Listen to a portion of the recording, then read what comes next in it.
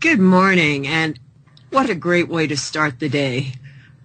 He wants a challenge, let's give him one. That is definitely what we are here to do, because there is just so much craziness going on, so much info and disinfo and spin.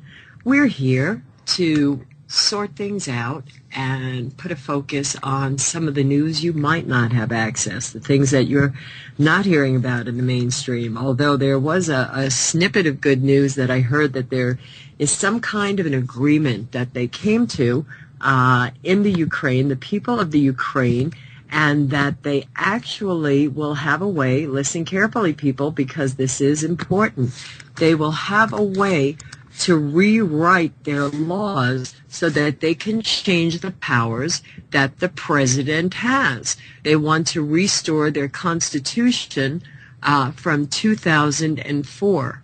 So this is pretty serious, and there are reports of over 100 dead already from the clashes that were going on.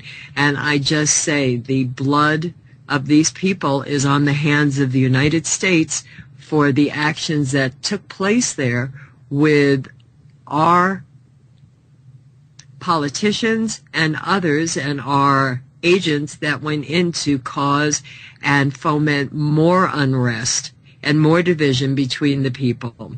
So this agreement is aimed at ending the months of political crisis, and the embattled Yanukovych announced the deal on his official website, writing, "I declare that I initiate early presidential elections. I initiate the return of the Constitution of the year 2004 with redistribution of powers aside parliamentary republic." And that deal comes on the heels of a week of violent clashes between the protesters and police. And, well, all the numbers changed with the amount of dead and hundreds wounded in Kiev. Al Jazeera America reports, however, that while opposition leader Vitaly Klitschko told German newspaper Bild the opposition would sign the deal, further talks were required to end the protests. Okay, guys, well, so that is fresh out on the airways. For those of you wondering who I am and what's going on here, I'm the anchor here at Event Horizons. I'm Dr. Robin Falkov, and I'm an Oriental medical doctor, a homeopathic physician. I have additional training in other healing modalities, as well as some in Western medicine.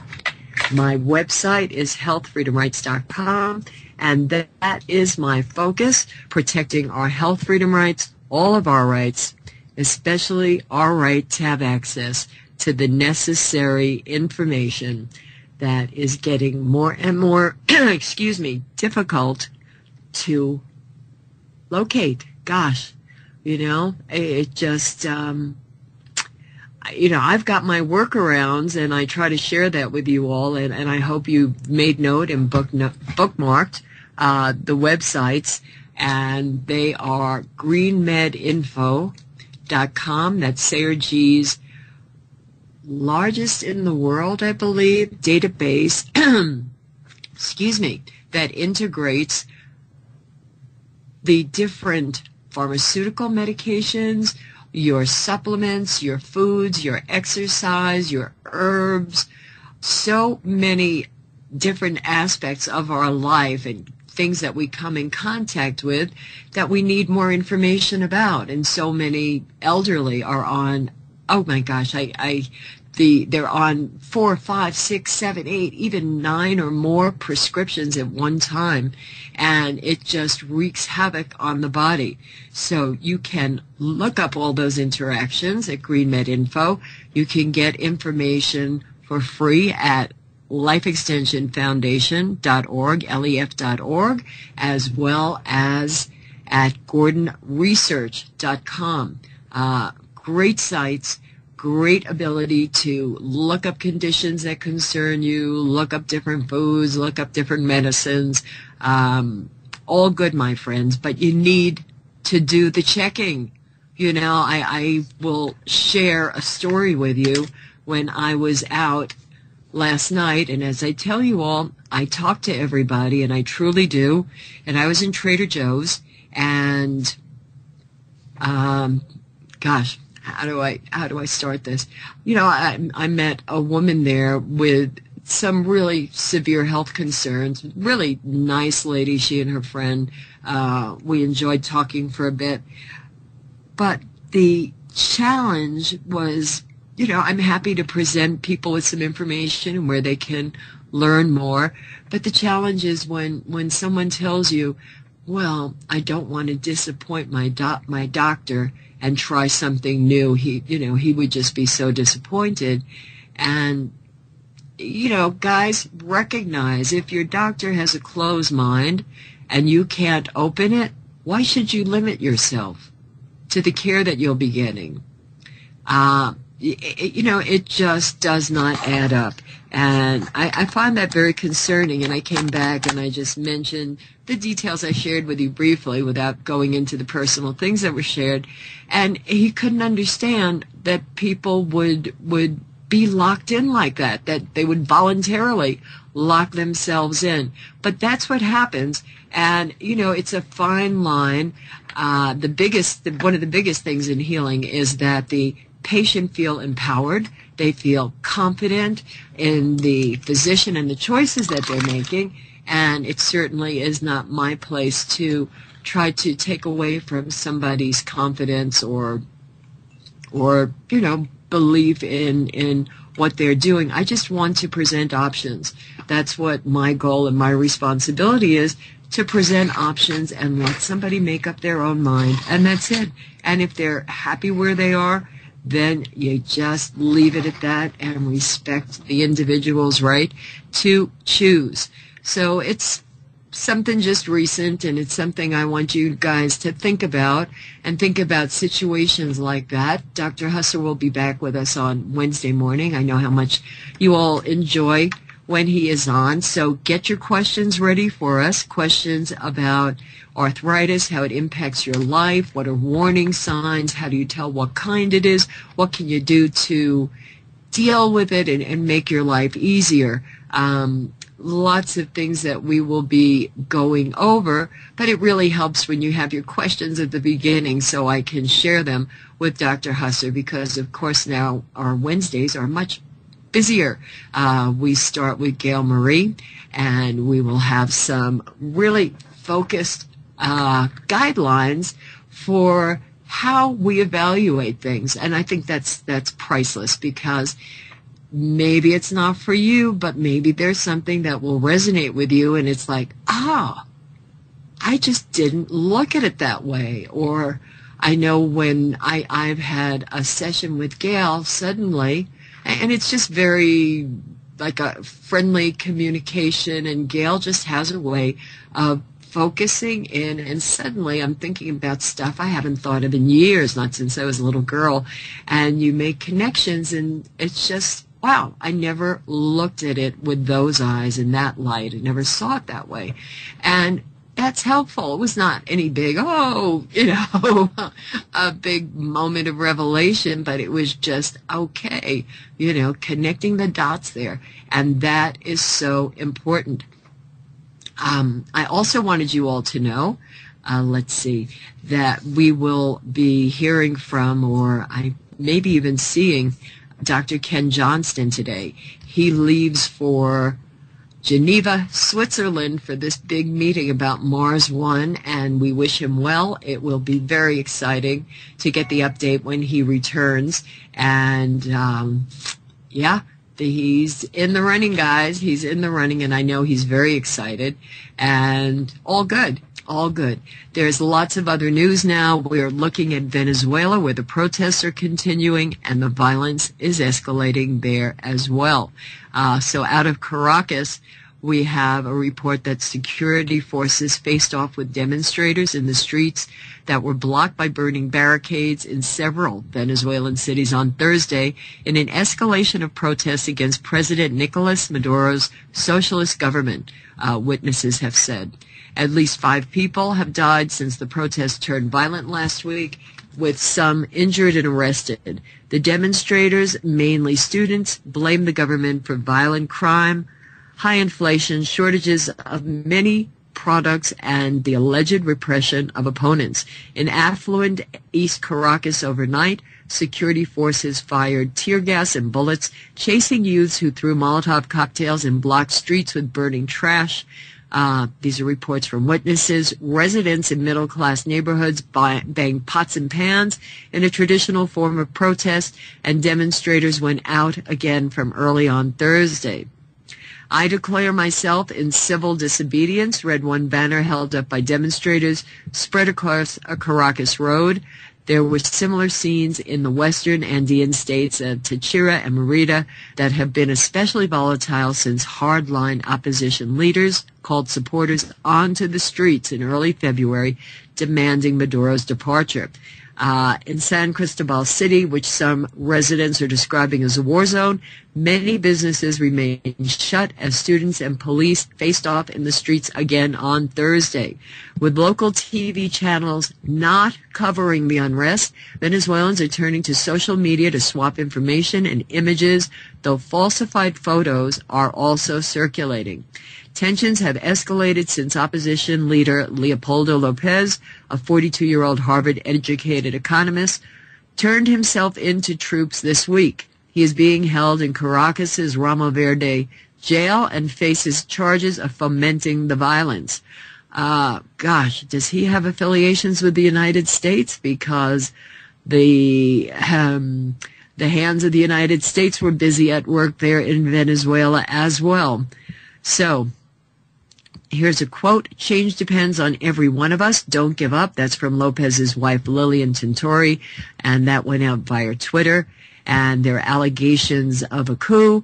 Maduro's narrowly elected last year to succeed socialist leader Hugo Chavez after his death from cancer. And Lopez and others say they're in league with the U.S. government and are seeking a coup. The latest direct victim of the unrest was a college student and local beauty queen, Genesis Carmona, 22 years old, shot in the head during a demonstration in the central city of Valencia. Tragic. So much loss of life that we are hearing about. And there was another death with a woman who was rushed to the hospital in Caracas. She suffered a heart attack while the ambulance carrying her was struck in gridlock due to opposition supporters blocking the roads. Oh, this woman actually died. Oh, gosh. I mean, with all this tragic loss of life in Venezuela, in Kiev, our hearts go out to the families and loved ones who have had to suffer these great losses. But, we're looking at people who are at the breaking point, my friends. They just can't take it anymore.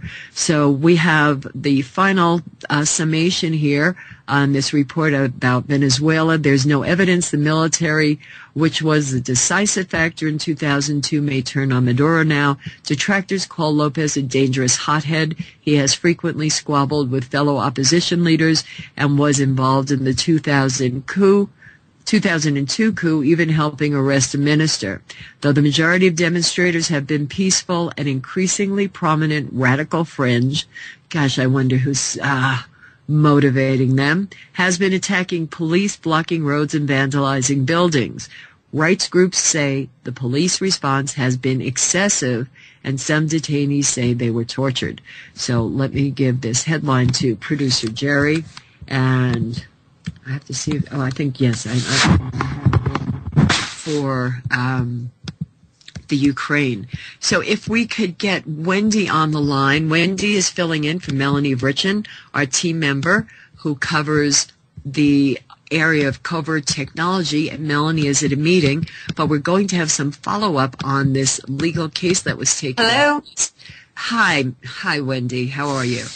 Hi, Robin. I'm wonderful, thank you. Good. So I understand you have some follow-up for us about that case that was going on that Melanie was following. Is that with Peter? Is this the one about vaccines? Actually, the great news I have, Robin, is that Melanie is meeting with the with the Belgian Member of Parliament. And his name, yes, right now as we speak, so this is great news and we're really excited about it. His name is Laurent Louis, okay, and he's a Belgian Member of Parliament.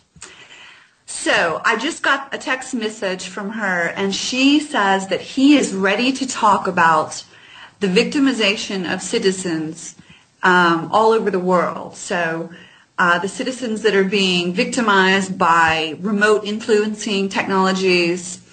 So he's ready to step up and to speak out.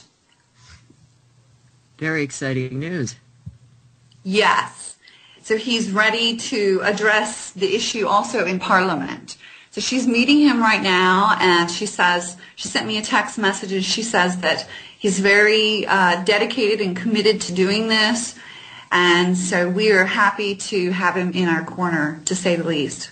Okay, and what has his position been? Does he have a track record of helping out, or is he someone that Melanie's going to have to do a lot of convincing with? Actually, no. He is very informed about the New World Order. He addresses Parliament very, spirited, and he's very enthusiastic about questioning, what's happening with the militaries. He's very interested in getting answers to his questions about, the hypocrisy that's going on in the world right now. Oh my gosh, that sounds like a definite contraindication for a politician. What a gem. and he's very young, too. I sent Jerry a link to a YouTube video. And so he's very spirited and enthusiastic. And I think he's a great person to be in our corner. So he has agreed to address the issue in Parliament, and Melanie is meeting with him right now. And so we, the victims that are, the citizens that are victims of this remote influencing technology, we will finally have a spokesperson in a Belgian Member of Parliament. Well, that is outstanding. How large is the Parliament? How many members? Do you know? I'm sorry. I'm catching you off guard. That's fine. But he does speak French, and Melanie speaks French. I don't speak French, so. But I encourage everybody to do some research on him, Laurent Louis, and to watch some of his videos and see exactly, who he is, because I think that he's not the kind of person that's going to just stay back in the he's not going to hold back anything. I believe that he's really going to go full force with this issue and really help us. Okay, well that sounds really good. I'm happy to hear that. And where are you at this point in time? Are you traveling? Have you settled? Well, actually, I came back to Turkey to a job here in Turkey, and I'm keeping my fingers crossed that everything goes well, and I'm able to keep a job, and I'm able to take care of myself. It's been kind of rough. I went to one city here in Turkey, and again, the same people surround me, the same physical effects on my body happen, where you wake up and your body is vibrating, and just the same gang stalking or organized stalking. You can just see it. You can see all the people being put in place. It's really bizarre, Robin. Well, I find what's really bizarre is the targeting, I would say, of Americans because of all the dirty dealings going on with American, hidden intervention in fomenting, these riots in Kiev and in Venezuela. And people are connecting the dots, and we even had the members of the American government admit that there was meddling on the part of the government in Syria. And we have audio about Kiev admitting that as well. And I just wonder if it's a safe place for you to be because of those reasons as well. Here in Turkey? Sure, here in Turkey, because that's where so many of these terrorists and rebels that are funded by outside governments get funneled into Syria. Yeah, certainly you can feel it in the air. I'm actually in a very mystic and religious city right now. I thought that if I came here, that maybe that corruptive aspect of Turkey wouldn't be here. And I've only been here for a week, so it's hard to tell exactly, what that's about. But certainly I can see, you just kind of feel that there's unrest here, and there's something there. The undercurrent here is definitely feeding that whole area in Syria. You can definitely feel it here. Well, very, very challenging. So I just really hope that you will stay safe and, be well. And, I mean, you've got more on your plate to watch out for, which is a challenge. It is. It really is. I mean, it's difficult not trusting people. I wonder, do they think I'm weird because I'm, my whole personality has changed through this. I used to be very happy, but now it's like I take nothing for granted and really can't trust anybody that I meet. So I'm kind of like alone here in the world, just trying to make it. If things don't work out here in Turkey, I'm going back to Brussels, and I'm just going to give 110% to this fight. This is my last. Yeah, it might be a bit safer there because of all the unrest in other parts of the world, and as I said, with Americans and the problems that they're facing outside the country at this time. But we really appreciate your coming on to fill in for Melanie. Sure, I thank you. We've just got a lot of breaking news to get to. So okay. I look forward to hearing updates, and I hope that you will be safe and find the place that is just right. Thank you, Robin. Okay. And good luck with you, and we'll be talking. Okay. That's great, Wendy. Thank you so much for taking time to fill in and give us this update. Fingers crossed. We're looking forward to all good news coming back. Yeah, and the Melanie's great news with Melanie. I mean, this is great news. So, okay, have a great day, Robin. Thank you. You too. Okay. Bye-bye. And that was Wendi. Wendi is an associate of our team member Melanie Vritschan in Brussels, Belgium, and that was really, really great news. I'm so happy to have good news to share with you guys in light of what's going on around the world, because this is progress. If a member of parliament there in the European Union is having a meeting and is receptive to what Melanie is saying, my gosh, I mean, Brussels can become a safe haven for many, many people that are suffering at the hands of these covert technologies, at the threat at any time of being arrested and tried to be placed in a mental institution. So people, if you're in this situation, if you are a victim of these abuses, you need to network with Melanie Vritschan. You can look for her contact information on the website for eventhorizons.info for team members, and you need to take note of that, and you need to reach out. You need to find out about the testing that Melanie makes available, because that will give you credibility with physicians, with family, because from the stories that we hear, all too many are the subject of ridicule, because most people can't wrap their minds around these types of events that happen. And it is really just, it's just so sad, because the individuals suffering are, first of all, victims of this targeting, and second of all, the ridicule and abuse from family and friends and physicians. So the validation is life-saving, and the validation can help to diffuse any attempted intervention to put somebody in a mental hospital. You have got to be prepared. Things are too important.